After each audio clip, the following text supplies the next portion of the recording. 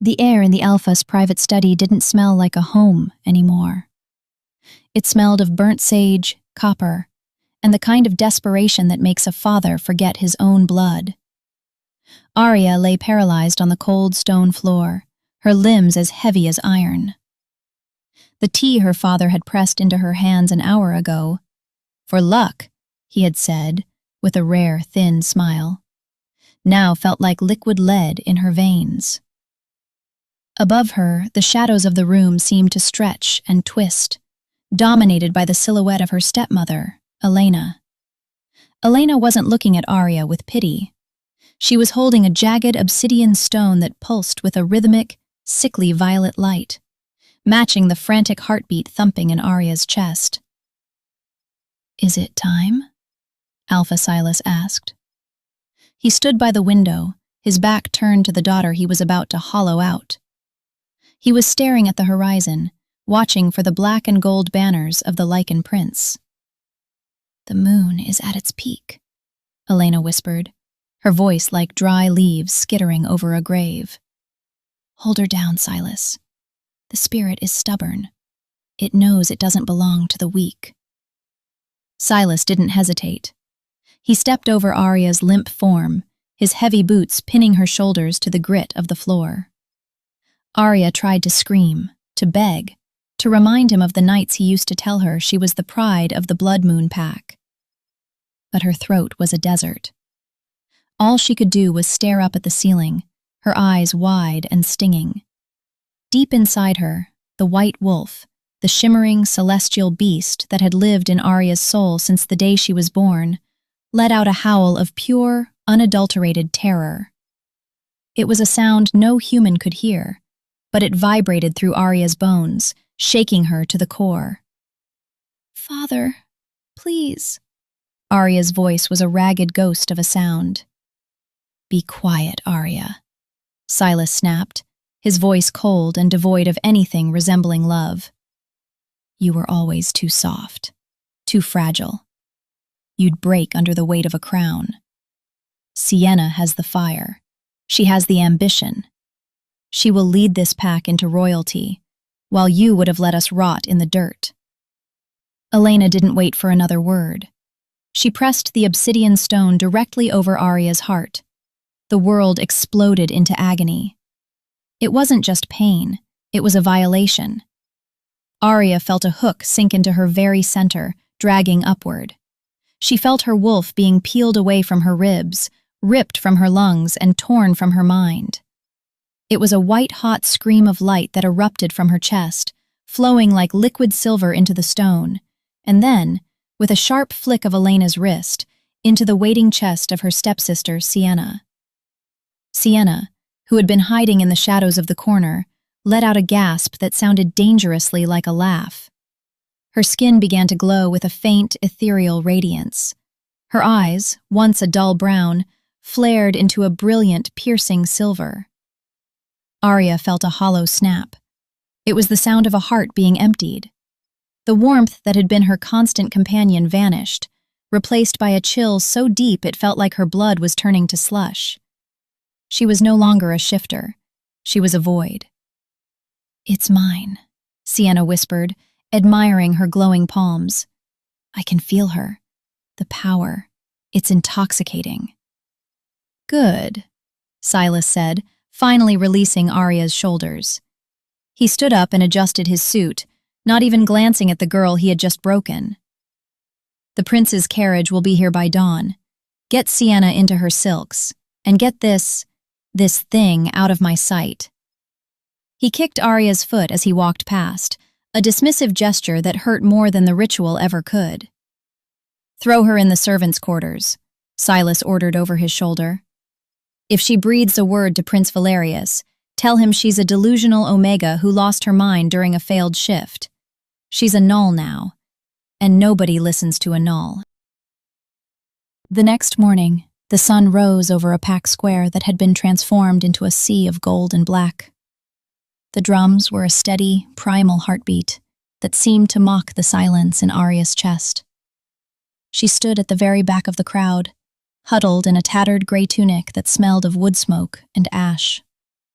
Her once vibrant silver-blonde hair was matted and dull, hanging around her face like a shroud. She was a ghost at her own celebration, hidden behind the wall of high-ranking warriors who had once called her Lady. The crowd roared as the Lycan guard crested the hill. They were terrifying. Shifters who remained in a half-wolf form, massive and muscled, their black fur sleek under the sun.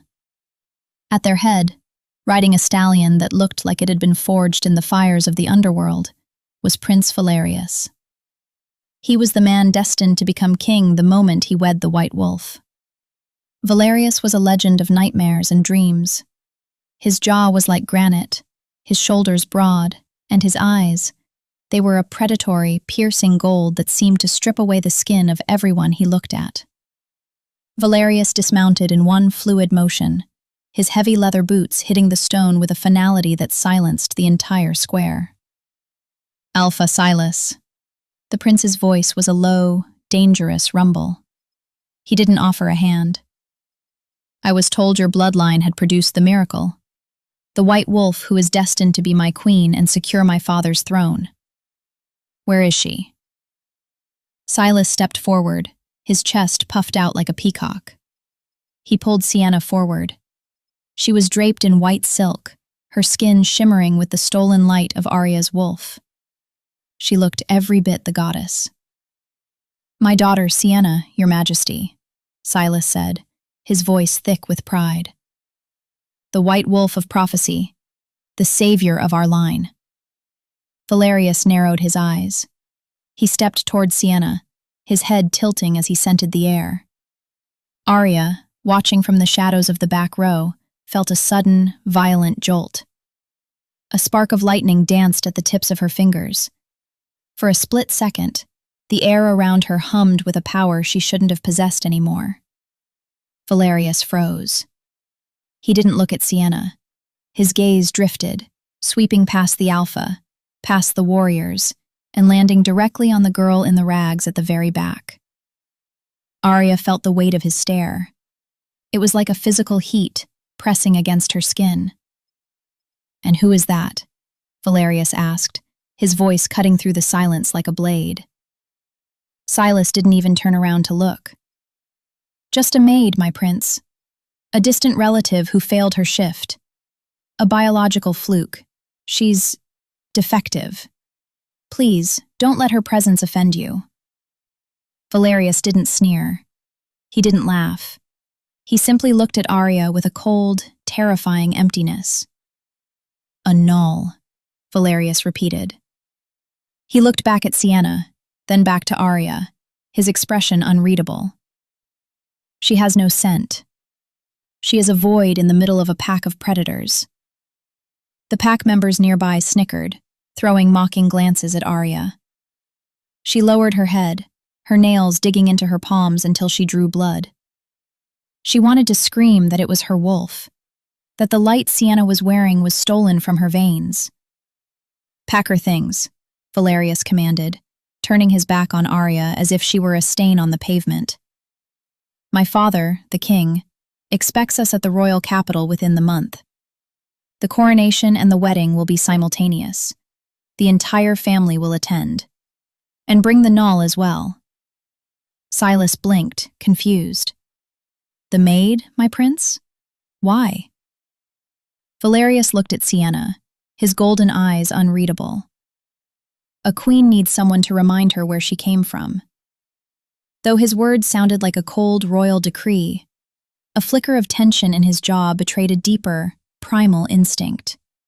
His wolf, sensing a tectonic shift in the air, refused to let the void out of his sight, demanding she be brought into his orbit where he could solve the riddle of her silence.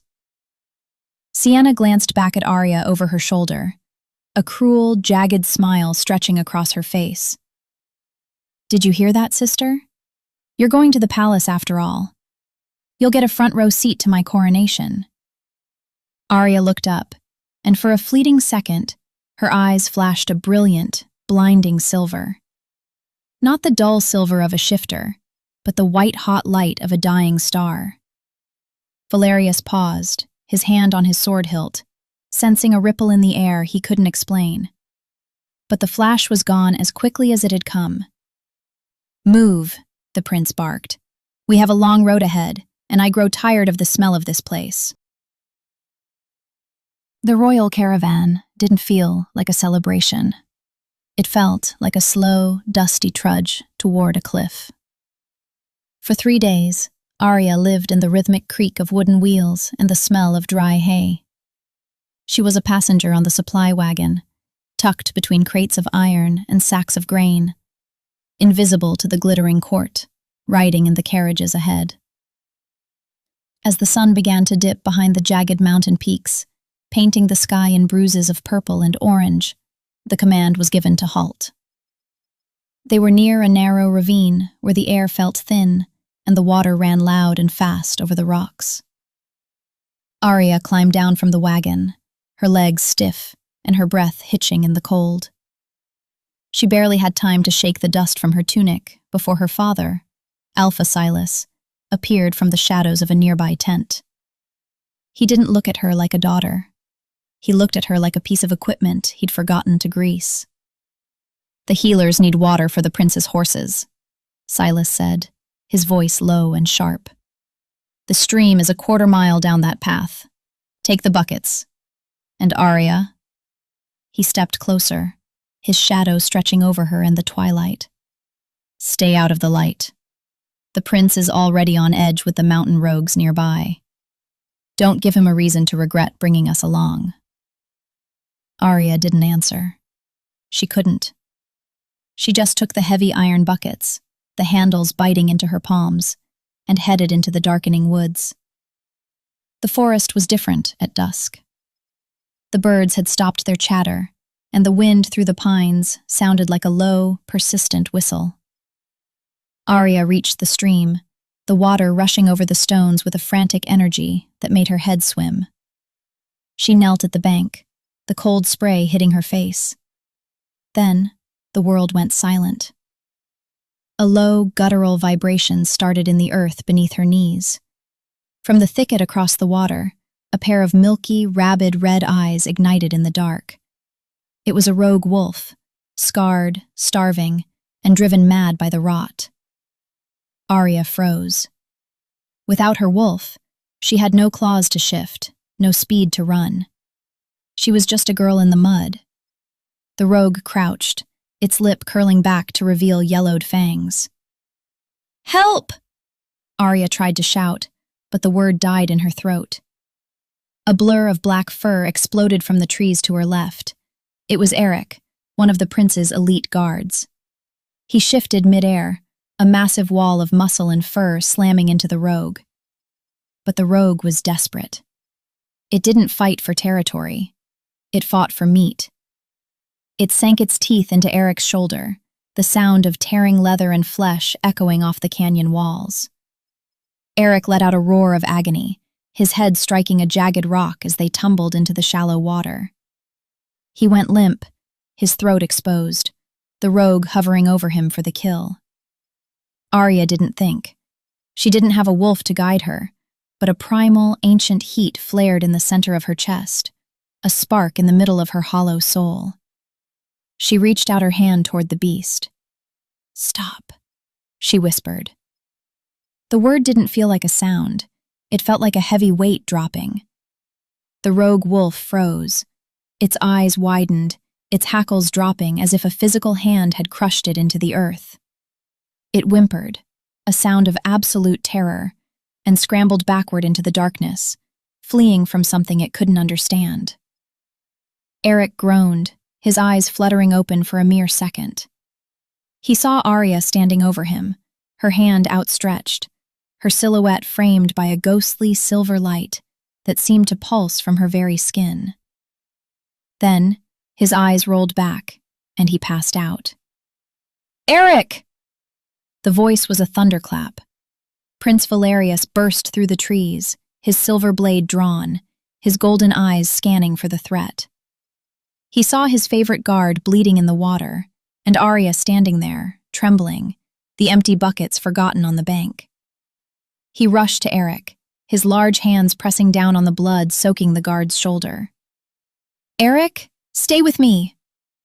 Valerius looked up at Arya. He wasn't sneering, but his face was tight with a terrifying kind of stress. He looked at her, then at the blood on his hands, then back at her. What happened? He demanded. His voice was heavy, like he was carrying the weight of the entire camp on his shoulders. A rogue. It attacked, Arya stammered, her heart hammering against her ribs. Eric, he jumped in front of me. Valerius stood up, his height blocking out the last of the sun. He looked down at her, and for a moment, Arya saw a flicker of something she couldn't name. It wasn't quite anger, but it wasn't kindness either. You shouldn't have been out here alone, Arya, Valerius said, his voice low and vibrating with a strange tension. I have 300 men to protect on this road, and now one of my best is bleeding because he had to protect a girl who has no way to protect herself.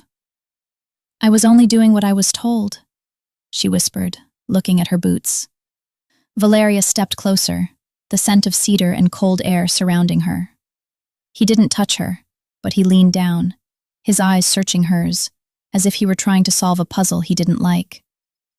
You are a null, he said, and the word sounded heavy, like a sentence.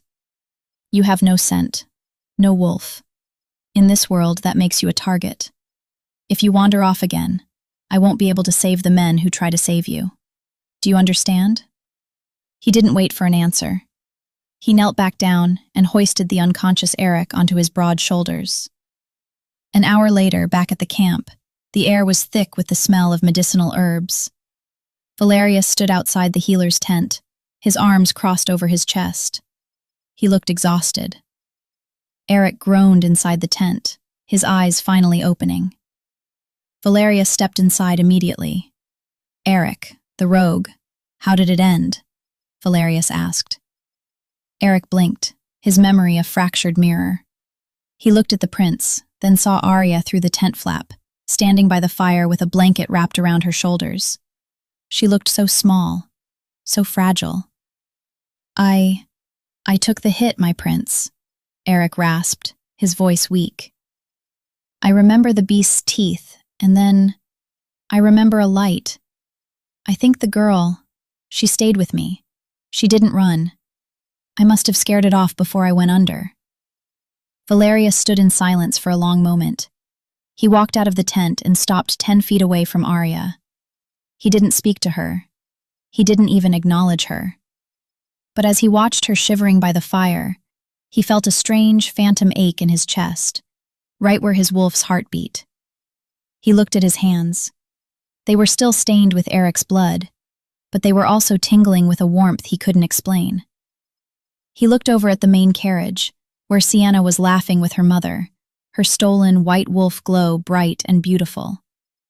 He should have been drawn to that light, but his eyes kept drifting back to the girl in the shadows, the one who smelled like rain and felt like a secret he wasn't supposed to know.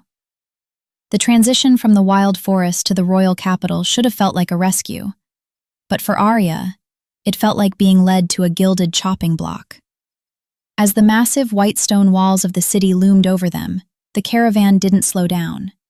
If anything, the pace quickened, the iron-shod wheels of the carriages sparking against the cobblestones.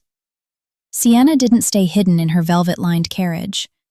As they passed through the main gates, she ordered the driver to stop. "Arya!" Sienna called out, her voice projecting so the nearby lichen guards could hear. "My train is dragging. It's a royal gift from the prince, and I won't have it ruined by the city dust before I even reach the palace. Get down here." Arya climbed off the supply wagon, her joints stiff. Her father, Alpha Silas, sat on his horse nearby, watching with a cold, approving nod. He didn't care that Arya's boots had fallen apart days ago. He didn't care that the cobblestones were jagged and slick with icy rain. "Hold the silk, Null," Sienna commanded, stepping out in a gown that glowed with the silver light she had stolen. "And take off those boots. They're filthy. I won't have you treading on my hem with those rags." Arya hesitated, looking at the cold, wet ground. "Sienna, The stones are sharp. I can just— Did I ask for your opinion? Sienna's eyes flashed with a manufactured silver spark, a weak imitation of the power Arya used to carry. Or do I need to ask Father to remind you of your place in front of our new allies? Arya felt the weight of Silas's gaze. She knew the look. It was the look that preceded a backhanded strike. Slowly she knelt, unlacing her ruined boots and stepping onto the freezing, wet stone. The cold bit into her skin instantly. Better, Sienna smirked. Now walk, and stay exactly 3 paces behind me. The walk to the palace took an hour. To the crowds lining the streets, it was a parade. They cheered for the White Wolf princess, throwing flower petals that stuck to Sienna's glowing hair. But for Arya, it was a gauntlet of pain. Every step was a fresh sting. Every shard of glass or sharp pebble felt like a deliberate insult from the earth itself. She kept her eyes on the back of Sienna's heels. She didn't look at the people laughing at the scentless servant walking barefoot in the mud. She didn't look at her father's back, but she couldn't help but look at Valerius. The prince rode at the head of the line on a stallion as black as a nightmare. He looked every bit the warrior king the legends described, shoulders like granite, golden eyes that seemed to cut through the gray mist of the city. As they reached the palace stairs, he dismounted with a fluid grace that made the noble women in the crowd gasp. He turned to greet his bride-to-be, but his gaze overshot Sienna. It landed on Arya. He saw the mud. He saw the way she was shivering, her knuckles white as she bunched the heavy silk of the train in her hands to keep it from the ground. He saw the red smears she was leaving on the white marble steps. For a second, the air between them turned electric. Arya felt a thrum in her chest, the source reacting to his proximity. It wasn't a gentle hum. It was a violent demand for recognition. "Valerius, darling," Sienna chirped, stepping onto the top landing and wrapping her arm around his. "The journey was so long, and my sister, well, she's been so clumsy. She nearly tripped and ruined this dress twice." Valerius didn't look at Sienna. His eyes were locked on Arya's. "Why is she barefoot?" The question was blunt. It didn't sound like pity. It sounded like an interrogation. Sienna laughed, a high, tinkling sound that grated on Arya's nerves. "Oh, you know how gnolls are. They have no wolf to keep them warm, so they get strange." She insisted on feeling the ground. She says it helps her feel less empty. The lie was so blatant, so casual, that Arya almost spoke up. But one look from her father, who had moved to stand behind the prince, silenced her. Silas's hand was on the hilt of his sword. Valerius stepped toward Arya. He was so tall he blocked out the sun. The scent of him, cedar, ozone, and something ancient, overwhelmed her. He reached down, and for a terrifying moment, Arya thought he was going to touch her. Instead, he grabbed the silk train from her hands. "If she's too weak to carry a dress without bleeding on the stairs, she's a liability to the royal household," Valerius said. His voice was cold, devoid of the warmth she had heard in the forest. "She doesn't belong in the guest wing. Silas, your daughter is a servant. Treat her like one." "Of course, my prince," Silas bowed low. "Arya, to the scullery. Now, before you embarrass me further." Valerius turned his back on her, leading Sienna toward the great hall. But Arya saw it. The way his jaw was clenched so tight, the bone looked ready to snap. She saw the way his hand, the one that had touched the silk she'd been holding, was trembling. He wasn't being cruel because he hated her. He was being cruel because he was terrified. He could feel her. Even without a wolf, even through the mud and the shame, his soul was recognizing hers, and it was tearing his world apart. Arya stood on the marble steps, alone, as the doors of the palace slammed shut. She looked down at her feet. The blood was starting to dry. "I'm not empty," she whispered to the closed doors. "And soon, Valerius, you're going to realize that the girl you just sent to the kitchens is the only thing keeping your kingdom from falling into the dark." She turned and began the long walk around to the servants' entrance, the source, inside her, glowing with a cold, vengeful light.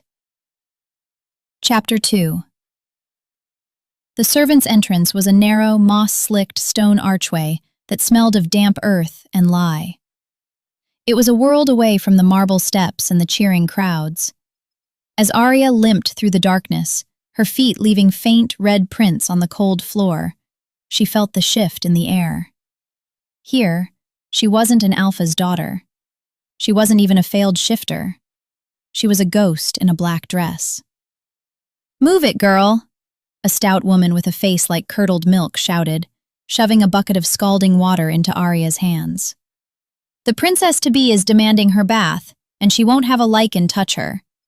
She says only her special servant knows the right temperature." Special. The word felt like a slap. Arya carried the heavy oak buckets up the winding servant stairs, her muscles screaming with every step. The source inside her was restless, pulsing against her ribs like a trapped bird, reacting to the proximity of the palace's ancient ley lines. It wanted to roar. It wanted to tear the stone walls down. But Arya forced it into a small, dark corner of her mind. If she let it out now, she wouldn't just be a servant, she'd be a corpse. When she pushed open the heavy doors to the royal bathing chamber, the steam hit her like a physical wall. The room was a masterpiece of indulgence. Sunken marble tubs, gold-leafed faucets, and jars of oils that cost more than a commoner earned in a decade. Sienna was already there, lounging on a chaise longue, wrapped in a thin silk robe. She looked at Arya's trembling hands and the way she struggled to pour the boiling water into the tub. "You're late," Sienna said, her voice smooth as cream. "Valerius was asking about you. He seemed distracted. I had to remind him that you were just a common maid now." "I'm sure he was relieved," Arya whispered, her voice raspy. Sienna stood up, dropping the robe. The silver light of the stolen white wolf flickered over her skin, but it looked sickly in the steam, mottled and thin. "Scrub me, Arya, and don't use the sponge, use the salt. My skin feels heavy, like it's trying to reject the light." Arya knelt by the tub, her hands raw from the day's labor. She took a handful of the coarse, scented sea salt and began to rub it into Sienna's shoulders. The contact was agonizing. Every time Arya touched her sister's skin, she felt a sickening jolt, the white wolf spirit crying out for its true home. It was a silent, psychic scream that only Arya could hear.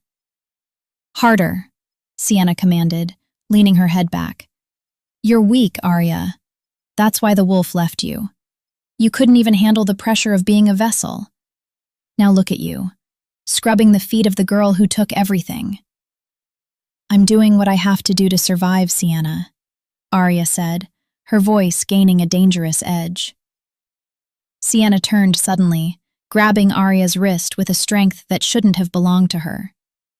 Her eyes were wide, the silver light in them vibrating. "You think you're surviving? You're dying, I can feel it!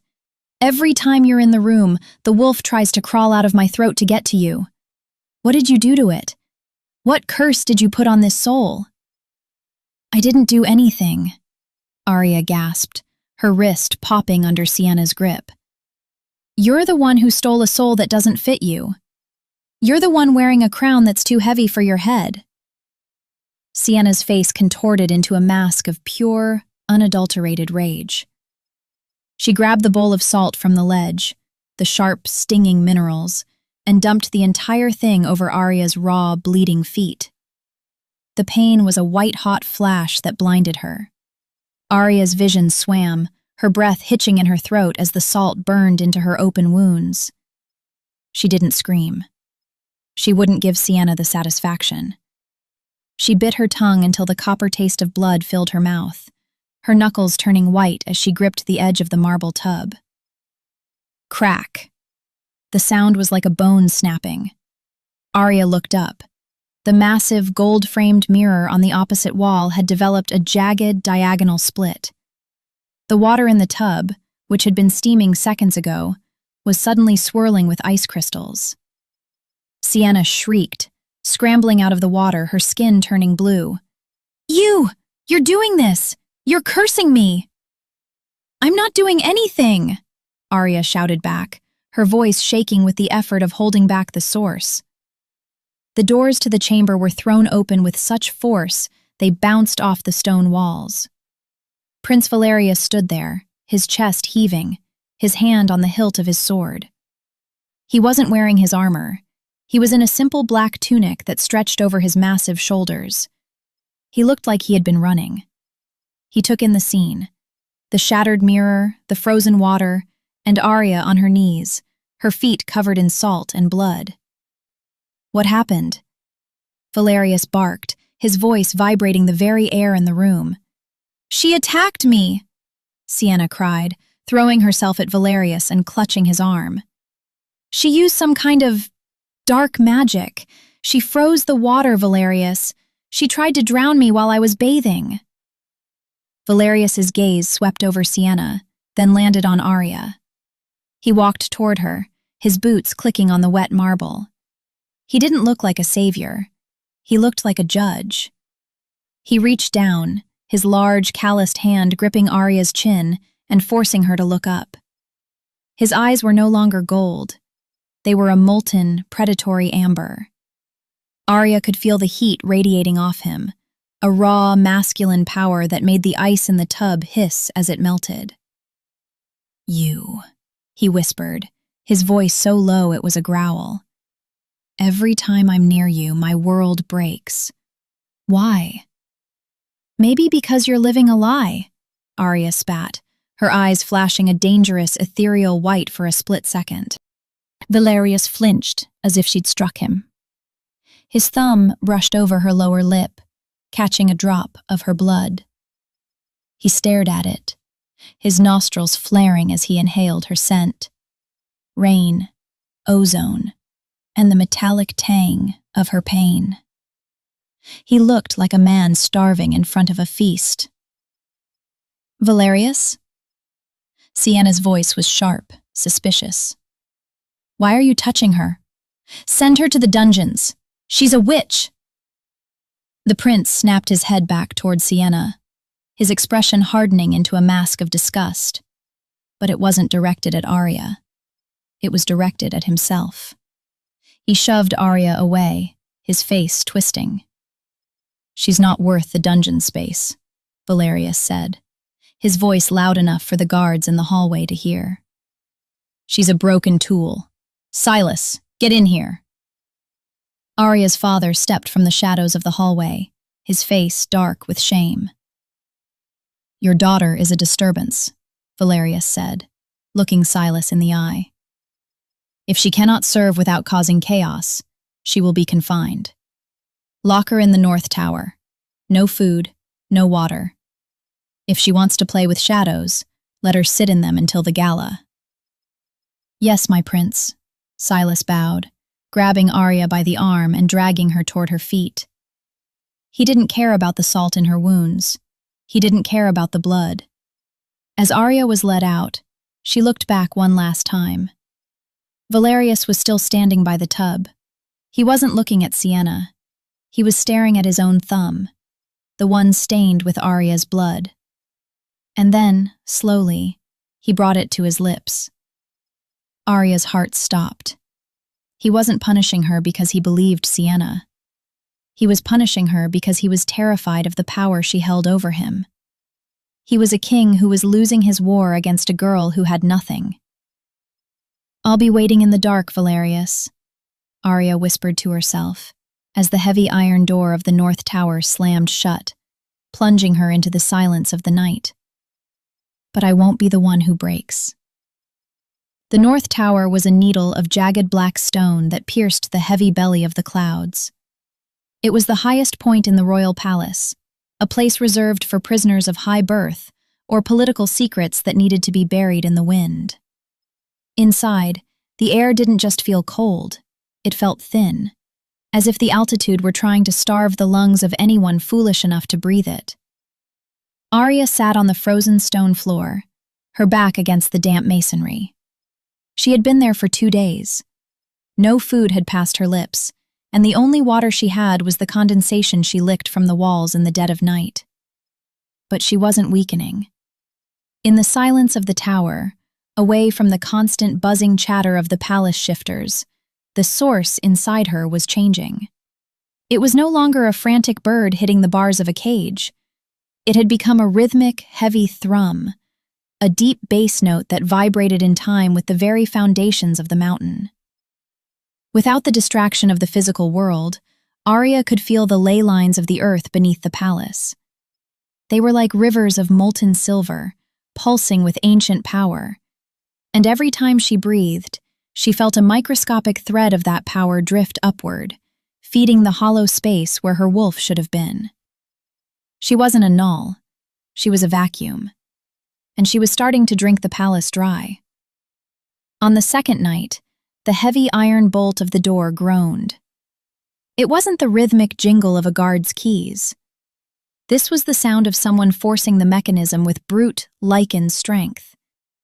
The door swung open and the moonlight spilled in, casting a long, jagged shadow across the floor. Valerius stood there. He wasn't wearing his crown or his royal furs. He was in a simple linen shirt, his chest heaving as if he had run up all 300 steps of the spiral staircase. In his hand, he gripped a small loaf of dark bread and a leather skin of water. He looked terrible.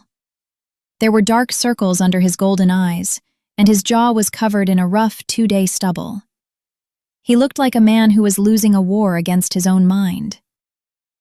"Eat," he rasped, his voice sounding like it had been scraped raw. He tossed the bread onto the small wooden stool. It landed with a dull thud that echoed in the silence. Arya didn't move. She didn't even look at the food. She kept her gaze fixed on him, her eyes unnaturally bright in the darkness. "Why are you here, Valerius?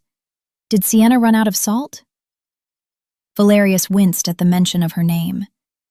He stepped into the room and the door slammed shut behind him, cut off from the world outside. The space felt instantly smaller, charged with a static tension that made the hair on Arya's arms stand up. "My wolf won't eat," Valerius said, his voice dropping to a dangerous, low-frequency rumble. "He won't sleep. He spends the entire night pacing the balcony of my chambers, staring at this tower. He growls at Sienna. He snaps at the servants. He thinks." Valerius choked on the words, his throat working as he fought for control. "He thinks you're his mate, Arya. He thinks a scentless, broken girl from a border pack is the Luna of the lichens." "And you?" Arya asked, her voice steady and cold. "What do you think? Do you think I'm a witch? Or do you think your beast has more sense than its master?" Valerius moved then, so fast the human eye couldn't have tracked it. In a heartbeat, he was across the room, his hands slamming into the stone wall on either side of Arya's head, pinning her. He leaned in until their noses were almost touching.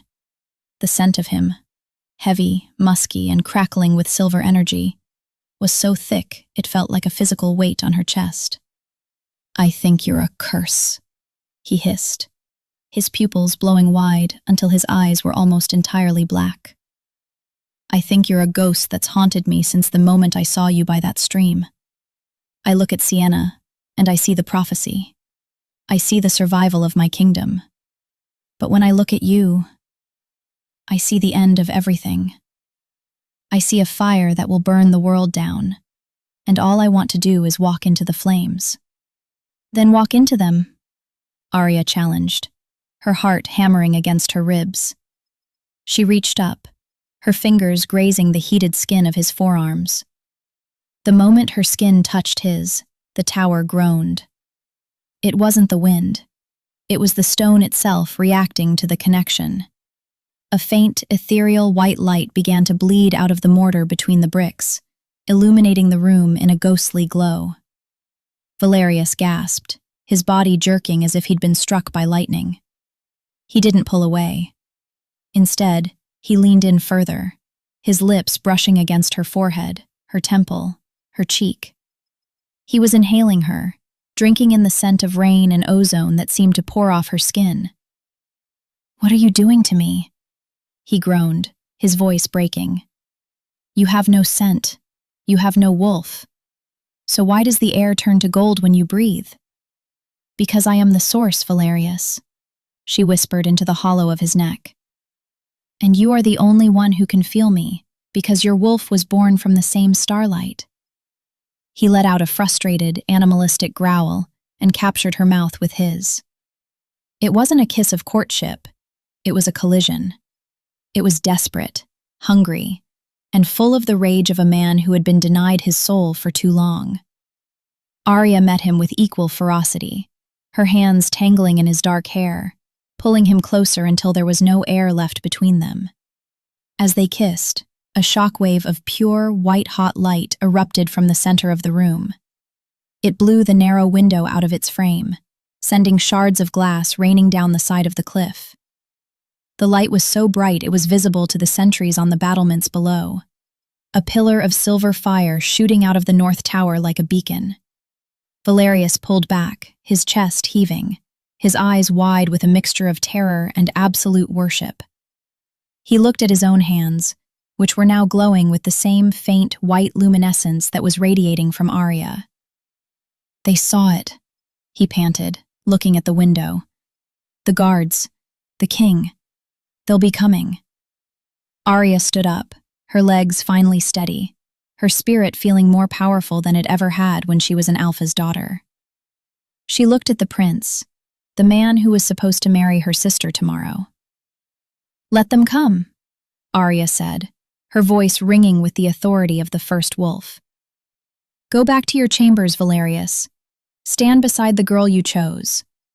But tomorrow, when you stand before the mirror of truth, remember this feeling. Because when that glass breaks, you're going to have to decide if you want to be a king of a lie or the mate of a goddess." Valerius stared at her for a long moment, his jaw tight, his hands clenched into fists. He didn't speak. He couldn't. He turned and vanished into the darkness of the stairwell, leaving the door standing wide open. Arya didn't try to escape. She didn't need to.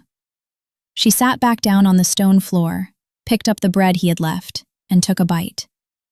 The source was fed. The prince was hers. And tomorrow, the kingdom would burn. Arya stood behind the velvet curtains of the ballroom, her hands trembling as she adjusted the heavy silver tray. The music was a swell of violins and flutes, but to her, it sounded like a funeral dirge. "Don't screw this up," Martha, checking Arya's uniform.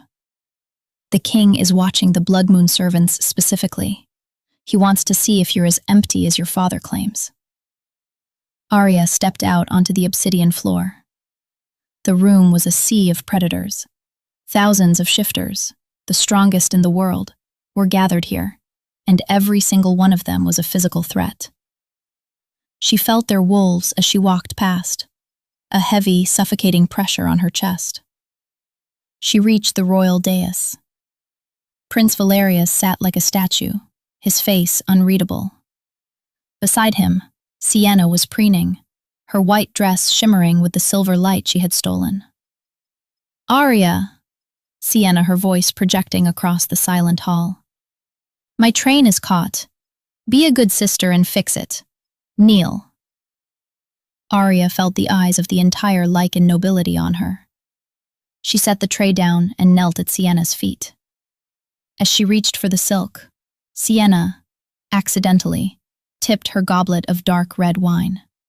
It drenched Arya's head, soaking into her hair and running down her face in sticky crimson streaks. The ballroom erupted in, "Oh, look at that," Sienna, covering her mouth with a gloved hand. "The null is bleeding wine. How appropriate." Arya sat frozen, the liquid stinging her eyes. She felt the source inside her surge, a violent, white-hot heat that threatened to melt the very floorboards. "Clean it, Arya," Sienna, leaning down so only Arya could hear. "Clean it with your hands. Show them what a useless, scentless dog you are." Arya began to wipe the wine from the floor with her bare hands. The humiliation was a physical weight, pushing her down. But then, a shadow fell over her. Valerius stood up. He walked down the steps of the dais, his boots clicking with terrifying precision. He stopped in front of Arya, looking down at her wine-stained face. The crowd went silent. They expected him to kick her, or to order her out. Instead, Valerius reached out and grabbed her wrist. His grip was like iron, his skin burning. The moment they touched, a low-frequency hum started in the room. The diamond chandeliers overhead began to vibrate. "Valerius, let her go," the king from his throne. "She's just a servant." Valerius didn't look at his father. He was staring at Arya, his golden eyes blown wide, his nostrils flaring as he caught the scent of rain and ozone through the heavy wine. "Tell me, Valerius," his voice a low growl that made the wolves in the front row whine. "Who gave you permission to bleed on my floor?" "I didn't choose this, my prince." Arya, her eyes flashing white for a split second. The source snapped. A shockwave of air blasted outward, blowing out every candle in the room. The massive chandeliers didn't shatter.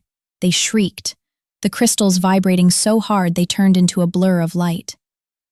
The obsidian floor cracked beneath Arya's knees. Sienna, falling back into her chair. "The light!" the High Elder. "The White Wolf is protecting us." In the darkness, Sienna realized what was happening. She stood up, her stolen aura flaring as hard as she could push it. "Yes, I did it! I suppressed the servant's dark energy. My wolf protected the king." The lights returned as the guards lit the torches.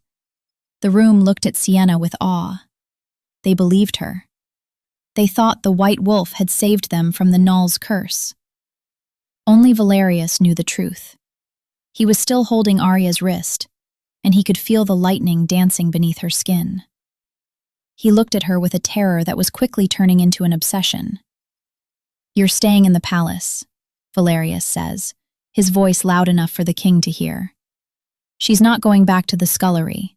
She's to be my personal attendant. I want her where I can see her every second of the day." Sienna's face went pale with jealousy. Silas frowned, sensing the danger.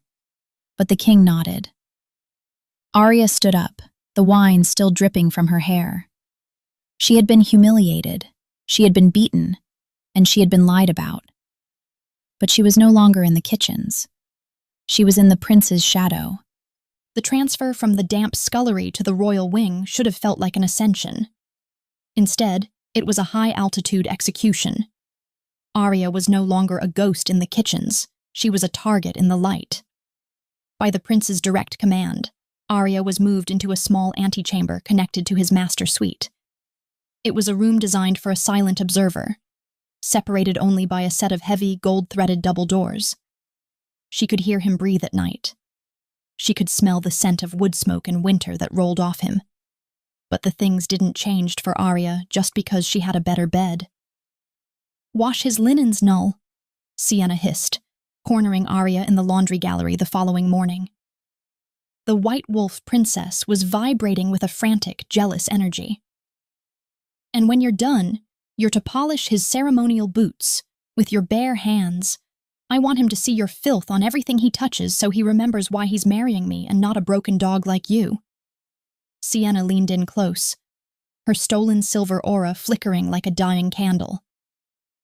He thinks he's monitoring your dark magic, Arya. But I know what he's really doing. He's looking for a reason to get rid of you. Don't give him one." Sienna dropped a heavy, mud-caked cloak onto Arya's head, the weight of the wool nearly knocking her over. Arya spent the next 4 hours on her knees in the stone washroom. The lye in the soap ate at the cuts on her hands, the chemical sting merging with the constant, low-frequency thrum of the source in her chest. Every time she scrubbed a stain, she felt the palace's power trying to bleed into her. The stones were warm beneath her. The water in the basin seemed to swirl in patterns that followed her heartbeat. "You're doing it wrong." Arya jumped, her soapy hands splashing the floor. Valerius was standing in the doorway. He wasn't wearing his royal regalia. He was in a simple training tunic, sweat dampening the dark hair at his temples. He looked raw, his golden eyes tracking the way the soap suds clung to Arya's collarbone. "I am following the princess's instructions, my prince," Arya said, her voice tight. "The princess is a fool," Valerius growled, stepping into the room. The space, already humid and cramped, felt like it was shrinking. He reached down, grabbing her soapy wrist and pulling her to her feet. The contact was like a lightning strike. The water in the wash basins behind them suddenly surged, spilling over the edges in a perfect, synchronized wave. Valerius didn't let go. He leaned in, his face inches from hers. "Explain the light at the gala, Arya. Sienna says she suppressed it. But when I touched you, it felt like the world was ending. It felt like you were the one holding the sky up." "Maybe you should listen to your bride," Arya whispered, her breath hitching as his thumb traced the pulse point on her wrist.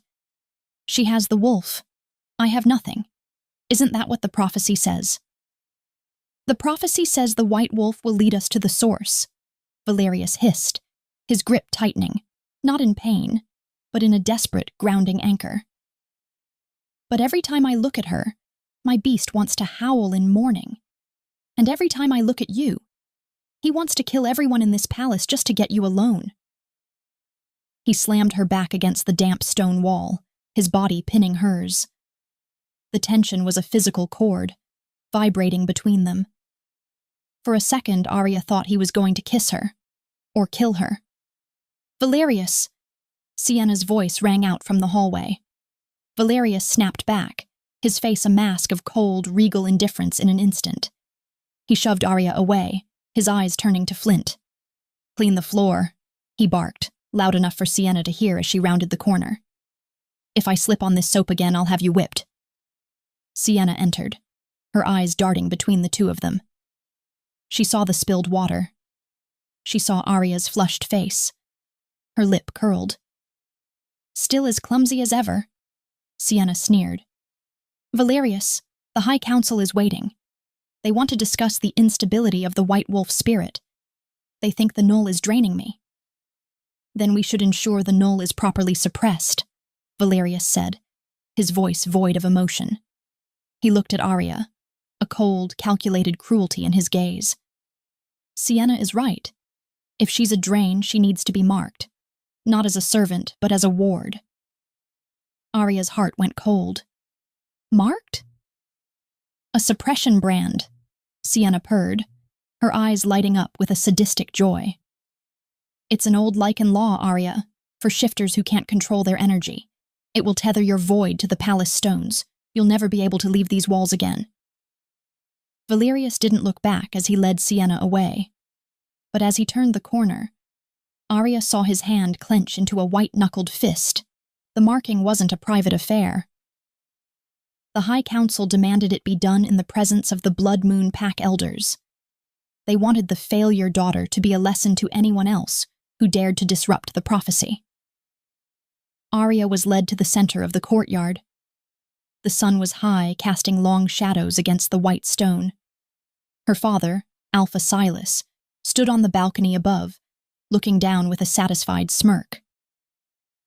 "For the safety of the White Wolf," Silas announced to the gathered crowd, "and for the stability of the royal union, the null, Arya of Blood Moon, shall be bound." Sienna stood beside him, holding a small silver rod etched with jagged runes. It wasn't a hot iron, but it was worse. It was a soul tether. "Kneel!" the High Elder commanded. Arya knelt on the hard stone. She looked up at Valerius, who was standing on the opposite side of the courtyard. He looked like a statue of ice. He wouldn't look at her. He wouldn't even acknowledge she was human. Sienna descended the stairs, her silk dress rustling like a snake in the grass. She stopped in front of Arya, the silver rod glowing with a sickly artificial light. "This is going to hurt," Sienna whispered, leaning in so the crowd couldn't hear. "But don't worry. Once the tether is set, the wolf inside me will finally be quiet. It won't be able to hear you anymore. You'll truly be a void." Sienna pressed the rod against the back of Arya's neck, right at the base of her skull. The pain was unlike anything Arya had ever felt. It wasn't a burn, it was a cold, piercing needle that felt like it was threading through her very nerves, tying them to the stone floor beneath her. She let out a choked scream, her forehead hitting the grit of the courtyard. The source inside her roared in protest. The sky above, which had been clear seconds ago, suddenly darkened. A localized wind began to whip through the courtyard, tearing banners from the walls. "Hold her down!" Silas shouted. 2 Lycan guards pinned Arya's shoulders to the ground. Through the haze of pain, Arya saw Valerius move. He didn't stop the ritual. He walked toward her, his shadow falling over her trembling body. He knelt down, his hand gripping her chin and forcing her to look at him while the brand burned into her soul. "Look at me, Arya," he hissed, his eyes flashing with a terrifying golden light. "Accept the tether. If you fight it, it will be that much worse. Accept it." He wasn't being cruel. He was trying to save her from her own power exploding.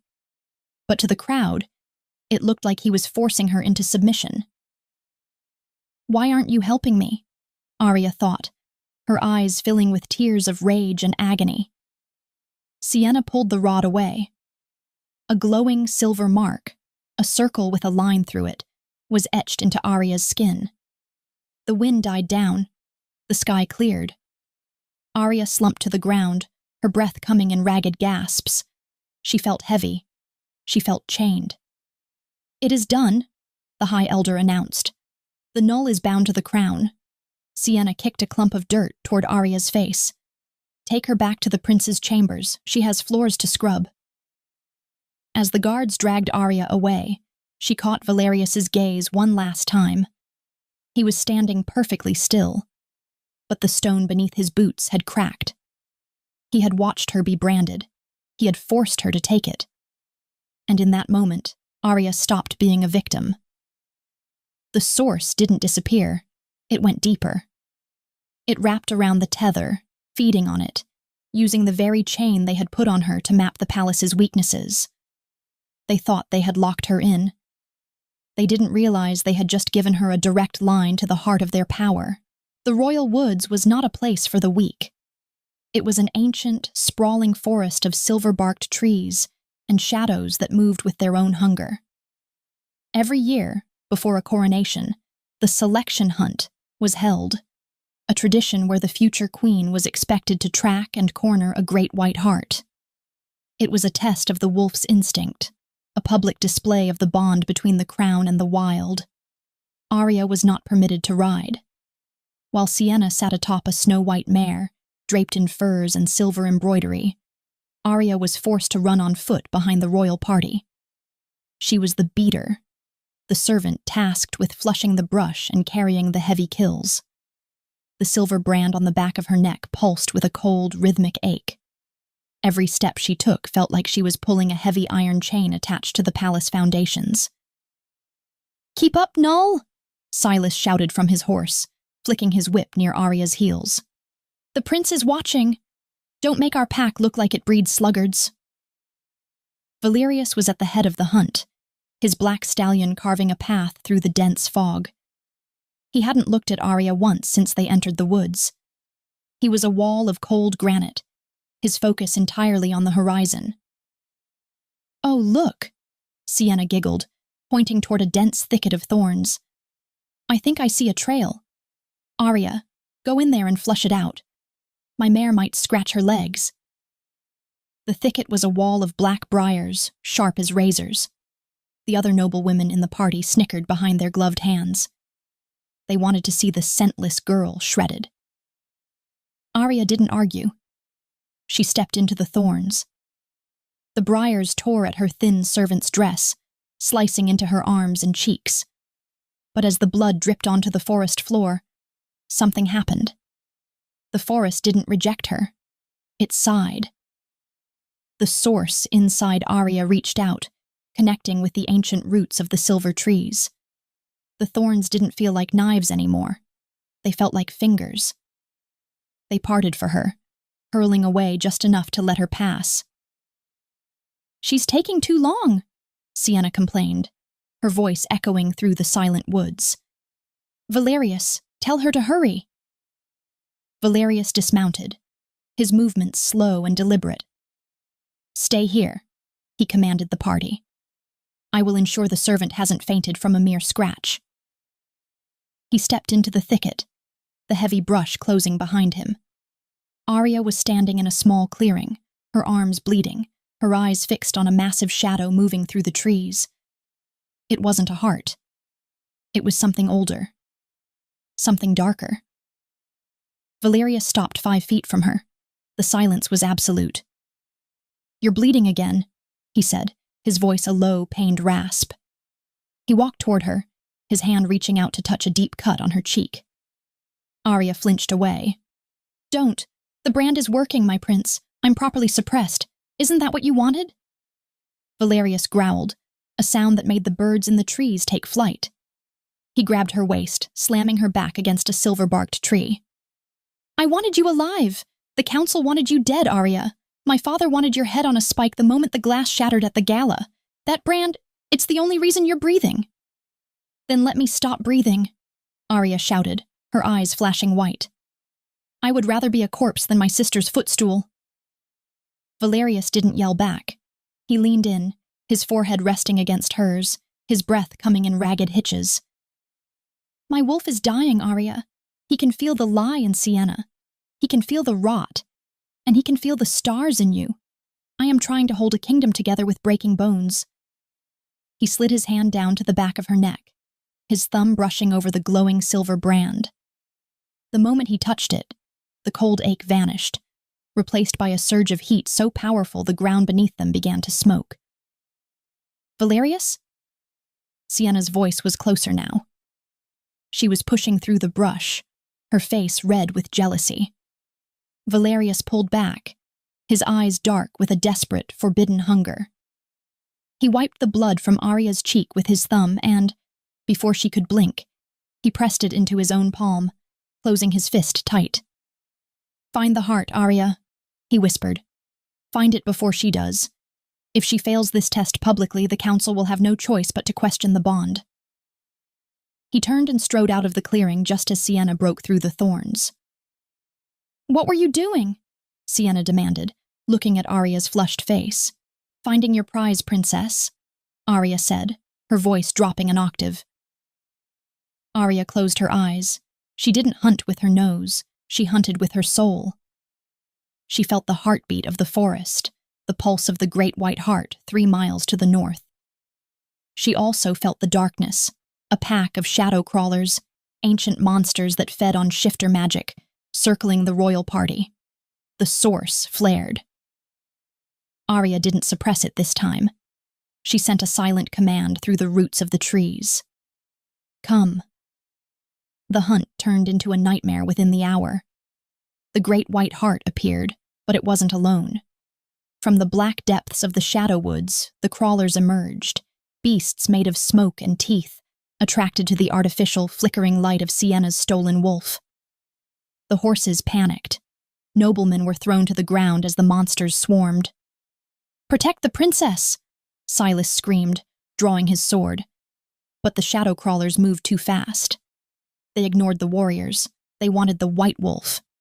They could smell the instability in Sienna, the way the stolen spirit was leaking out of her like blood in water.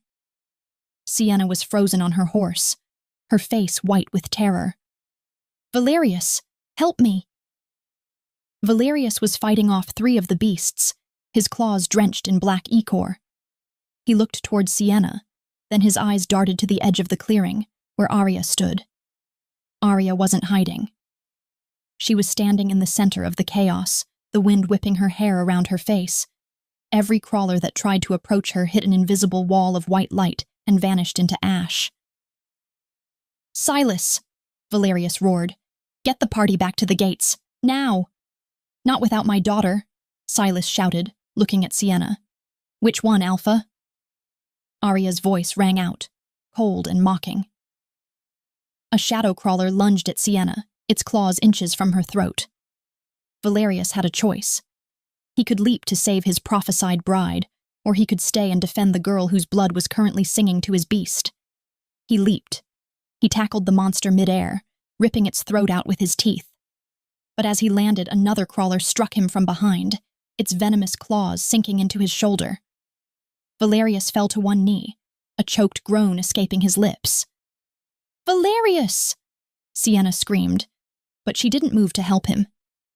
She turned her horse and fled toward the palace, followed by Silas and the guards. They left him. They left their prince to die to save the queen. Arya walked through the carnage. The shadow crawlers hissed as she approached, backing away from the raw, blinding purity of the source. She knelt beside Valerius. He was pale, the black venom already turning his veins dark. He looked up at her, a bitter smile touching his lips.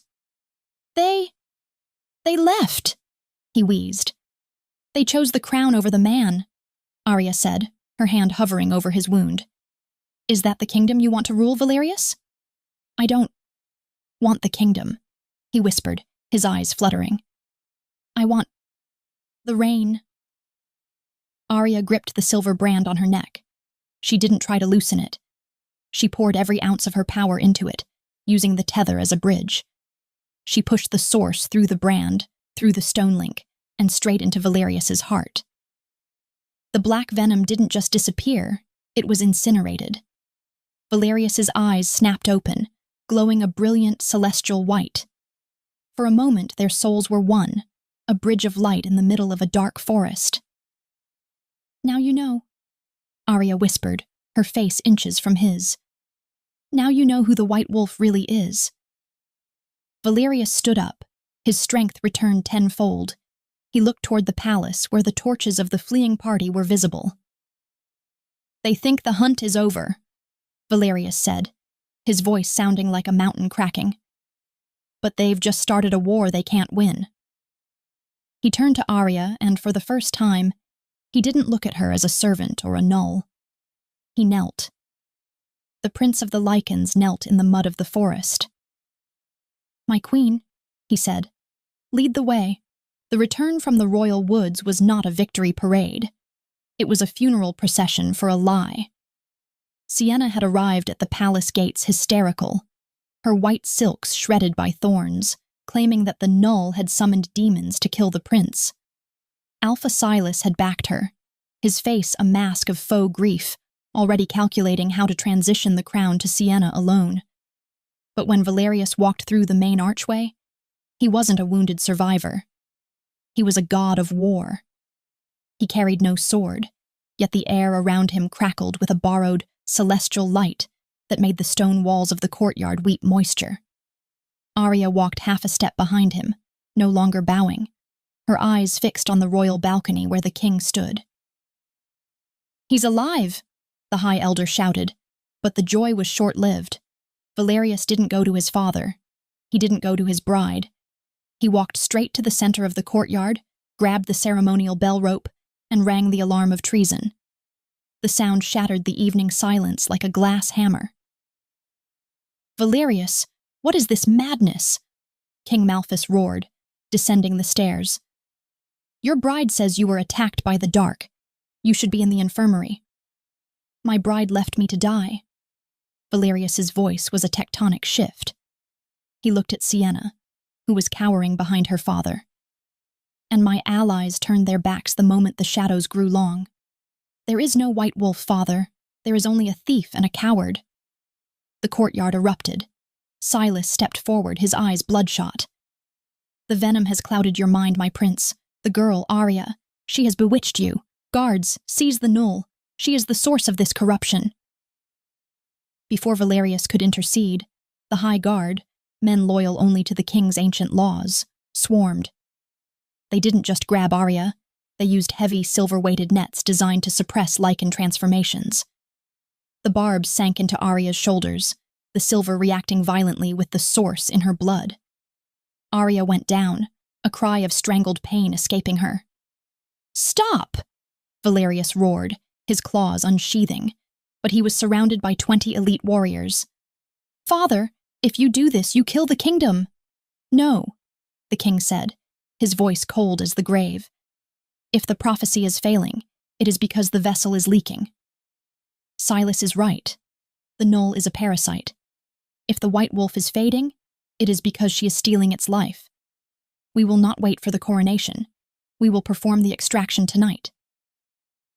The ritual chamber was no longer a secret basement. It was the royal sanctum, filled with the High Council and the most powerful alphas of the land. They stood in a circle of shadow, their eyes gleaming with the desperate hope that killing one girl would save their status quo. Arya was chained to the great obsidian star. Her arms were stretched wide, the silver brand on her neck glowing a frantic, angry red. Across from her stood Sienna. She looked skeletal, the stolen wolf spirit thrashing so violently inside her that her ribs seemed to bend. Silas stood behind her, his hands on her shoulders, whispering poison into her ear.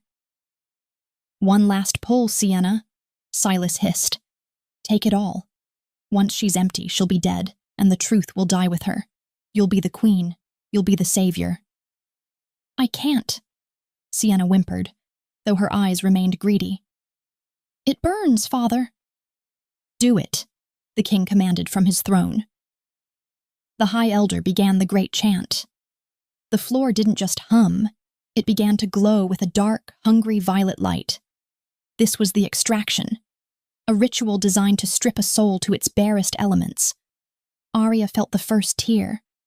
It felt like her skin was being peeled back from the inside out.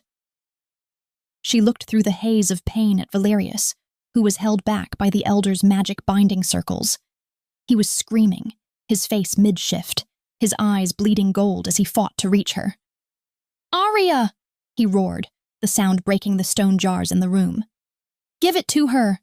Silas screamed, his face twisting with a sadistic joy. "Give the queen her due, you useless void!" Arya looked at her father. She looked at her sister.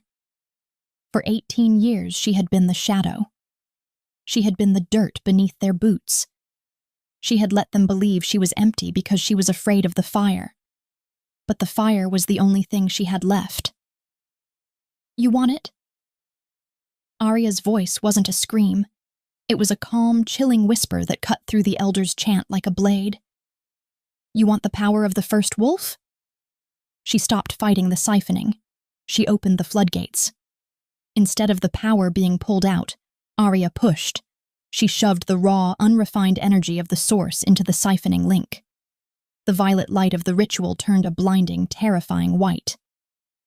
"Too much!" the High Elder shrieked, falling back as his robes began to smoke. "It's too much! Stop the link!" But the link couldn't be stopped. It was a vacuum meeting a supernova. Sienna's eyes turned entirely silver, then white. She let out a sound that wasn't human, a shrill, breaking whistle as the stolen wolf spirit inside her was incinerated by the sheer volume of the source. The false light exploded. Silas was thrown 20 feet into the stone wall, his ribs cracking with a sickening crunch. Sienna collapsed, her skin turning ashen, her hair whitening in seconds. The stolen wolf was gone, burnt to ash by the very power she tried to steal. Arya stood in the center of the obsidian star. The chains didn't break. They melted. The silver brand on her neck didn't just fade. It dissolved. The energy absorbed back into her skin. She stepped off the altar, the floor cracking beneath her bare feet. She wasn't a servant. She wasn't a gnoll. She was the moon-made flesh. The High Council fell to their faces. The alphas who had come to watch an execution found themselves unable to breathe, their wolves forcing them into a submissive crawl. Arya walked to her father. Silas was gasping for air, clutching his shattered chest. He looked up at her, and for the first time in his life, he saw her. He saw the daughter he had tried to erase, and he saw the goddess he had accidentally awakened. "Arya," he wheezed, blood at the corner of his mouth. I did it for the pack."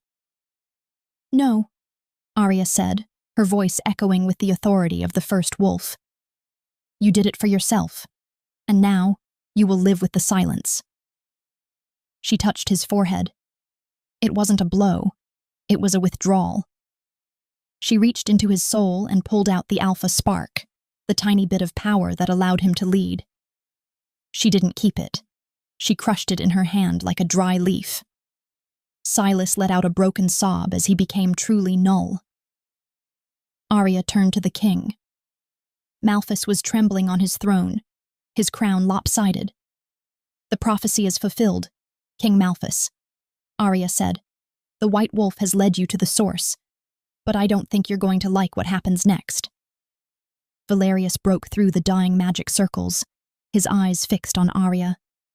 He didn't look at her with fear. He looked at her like a man who had finally found the air after drowning for a lifetime. He walked to her, knelt in the wreckage of the ritual chamber, and took her hand. "The kingdom is yours," Valerius whispered. "Tell me who to burn first." The ritual sanctum, once a place of terrifying authority, was now a tomb of shattered glass and broken egos. The air hung heavy with the scent of ozone and the metallic tang of spent magic. King Malphus sat frozen on his throne, his fingers white-knuckled as they gripped the obsidian armrests. He looked at his son, the prince who had once been his perfect weapon, now kneeling at the feet of a girl the world had called nothing. "Valerius," the king croaked, his voice cracking. She is a monster. She has decimated the High Council. She has stripped an alpha of his soul. You cannot marry a creature that brings the crown to its knees." Valerius didn't look back. He kept his eyes on Arya, his hand firmly locked in hers. "I am not marrying a creature, father. I am marrying the moon itself. And if the crown has to kneel to breathe again, then let it fall." Arya stepped over the smoking remains of the ritual circle. Her bare feet didn't make a sound on the stone, but every step felt like a heartbeat thrumming through the palace. She stopped in front of the cowering form of Sienna. Her sister was a hollow shell. Without the stolen White Wolf spirit, Sienna was less than a gnoll. She was a void. Her hair, once a vibrant golden brown, had turned the color of dead ash. Her eyes were wide, vacant, and leaking tears that left gray tracks down her dusty cheeks. "Arya," Sienna whispered, her voice a dry rattle. "Please, give it back. I can't feel the world anymore. It's so dark." "It's not dark, Sienna," Arya said, her voice echoing with 1,000 ancestors. "It's just quiet. It's the silence you forced me to live in for 18 years. You didn't want a sister. You wanted a battery. You didn't want a wolf. You wanted a trophy." Arya turned to the High Council. The 12 elders were still pressed against the floor, their ornamental robes shredded. "You," Arya commanded, "stand." They rose like wounded birds, shaking. The High Elder, the man who had authorized the branding and the siphoning, couldn't even meet her white-lit eyes. "The Lycan law states that a soul thief shall be put to the sword," Arya announced. The room went cold. Silas let out a whimper from the corner.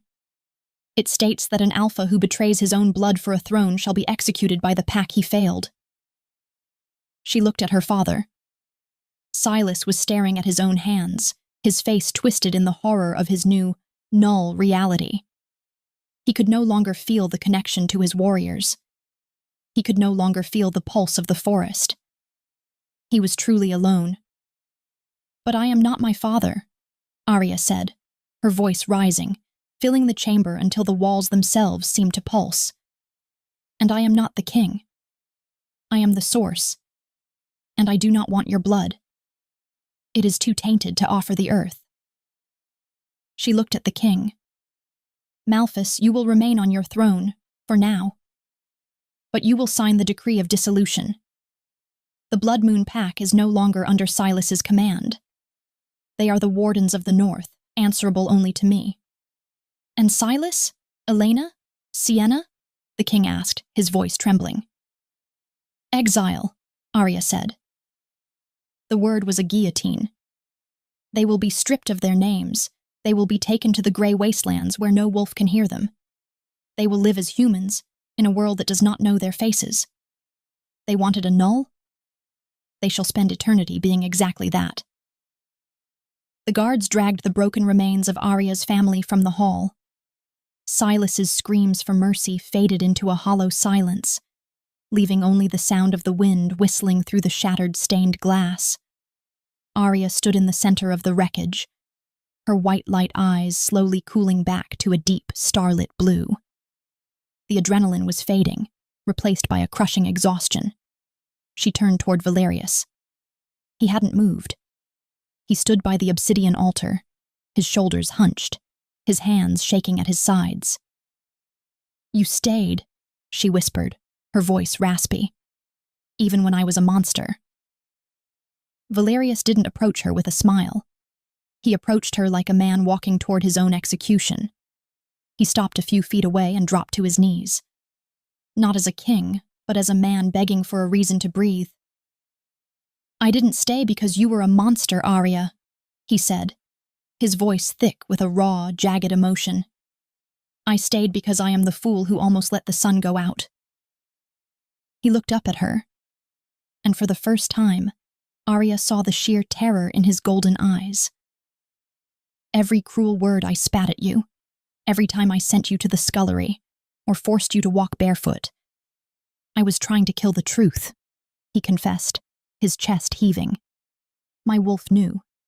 He screamed from the moment he saw you in the square. He knew the light in Sienna was a flickering candle, and the power in you was the sun. But I was terrified. If I had shown you kindness, if I had claimed you then, my father and Silas would have seen the threat you posed.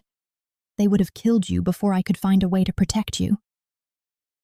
He reached out, his hand hovering near her scarred feet. But he didn't dare touch her. "I thought if I made you invisible, if I treated you like a null, they would leave you alone long enough for me to find out what they had done to you. I treated you like a servant to keep you out of the gallows. But in doing so, I became the very thing I hated." He bowed his head. "I don't ask for your forgiveness. I don't deserve it. I just want you to know that every time I looked away from you, it was because I couldn't bear to see my own cowardice reflected in your eyes." Arya looked down at him. The rage she had carried for the prince didn't vanish, but it shifted. She saw the brand on his own soul, the weight of a crown that had forced him to be a monster to save a goddess. Slowly, she reached out and placed her hand on his head. The source hummed between them, a warm, forgiving gold. "You were a prince of a dying kingdom, Valerius," she said softly. "You chose the throne over your heart. But today the throne is gone. There is only the moon. If you want to be in my life, you don't do it as a king. You do it as the man who is willing to walk through the fire I bring." Valerius grabbed her hand, pressing his forehead against her palm. A single hot tear fell onto her skin. "I would walk through the sun if it meant I could stand in your shadow, Arya." He stood up, his hand finally coming up to cup her face, his thumb tracing the silver lotus mark on her neck. "I spent my life looking for a prophecy. I didn't realize the prophecy was a girl who smelled like rain and had the strength to break the world." He leaned down and kissed her. A slow, deep apology that tasted of salt and starlight. The coronation on the cliffs was a sea of silver and black. 10,000 shifters watched as Arya stood at the edge of the world. She wore no silk, only the wire of her own power and the fur of the ancestors. When King Malphus placed the crown on her head, the world didn't just change, it woke up. The howl she let out wasn't just a sound, it was a command. We are no longer defined by what was stolen. We are defined by what we choose to give. As the ceremony ended, Arya stood with Valerius as the moon began to set. He had his arm around her waist, but he wasn't holding her up. He was leaning on her. "They'll be looking to us now," Valerius said, looking at the thousands of wolves below. "They've never had a queen like you. They don't know how to follow a source." "They'll learn," Arya said, leaning her head against his shoulder. "And you'll learn too." Valerius looked down at her, a small, genuine smile finally breaking through his mask. "What's my first lesson, my queen?" Arya looked out at the horizon, where the first light of dawn was hitting the gray wastelands in the distance, where 3 human figures were currently realizing the true cost of their greed. "The first lesson," Arya whispered, "is that the smallest soul in the pack is the one that holds the most light. Never let a girl walk barefoot in your kingdom again, Valerius." Valerius tightened his grip on her, his golden eyes shining with a fierce, absolute loyalty. "Never again, Arya. On my soul, never again." And as the sun rose, the white wolf finally rested, her heart full, her mate by her side, and her kingdom finally, truly free. On the end, thank you for listening to Midnight Stories by Alara.